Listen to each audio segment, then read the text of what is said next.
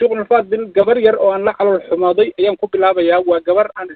مركي أنا عد كذا دقيستي أما وضن كان أي كودا لقي أما هو يكون كرتي وحتى أفكار شمالي بيقولوا هاي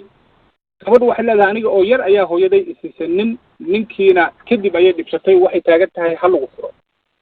meherka uu ninkaas ugu qabaahayna waa qaali ayay leedahay oo waxay haddana u sii jilcaysaa ninkii ayay haddana axsaan usii samaynaysaa maadaama aan ninka wax dhiba ka sheegan ayna rabto ninkeeda laakiin arrimuhu halkaa ay ka yimaadeen iyo dhinaca hooyada inkastoo aysan noo sheegin wax ay ku qoonsatay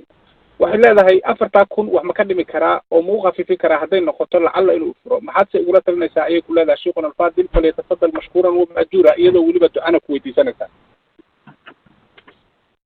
الحمد لله والصلاة والسلام على رسول الله صلى الله عليه وسلم وحوال الإسلام وحمك لفرنه ليشاني وحن أمجا سقوء إمامي إنا وحسكو العلينو إنا وحدسنو إنا وحسكو صصبنو إنا نسكو سوينو إنا الحق أشيغنو إنا نسكو مصلحينو إنا مضمت وضعان وحبضان وكاميرا فامسينو سوء التفاهمك dhacdooda ku jirana in badan in laga saaro laakiin hadda waxaa la weydiiyey gabadhu hadduu ninku ifura wax makaad khafiifin karaa marka waxaa malaha ku ficnaan lahayd baan u malayn inay gabadhu magaalada ay joogtay iyo culummada joogtay si gooni ah ay oogu tagto waxaan dhihi lahaa gabadha reerka ha duminine waxaad khafiifinaysa iyo waxaad khafiifinayninba hooyadana u sheeg hooyadana la fadhiiso oo u sheeg hooyada inaad ninka jeceshahay وشيء هو يدا إلى منك شعشعي دون يسنا إلى ريرك على أضغطه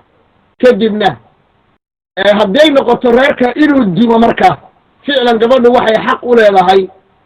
دو حويان ويعرفين كرتا وينا هافنا ويكدي بكرتا لكن وحن كو أتكلميا دائر تأيينا اللي يرى إلى آل أقريان كتبت لغا قري قيسسك إلى آل دجيستان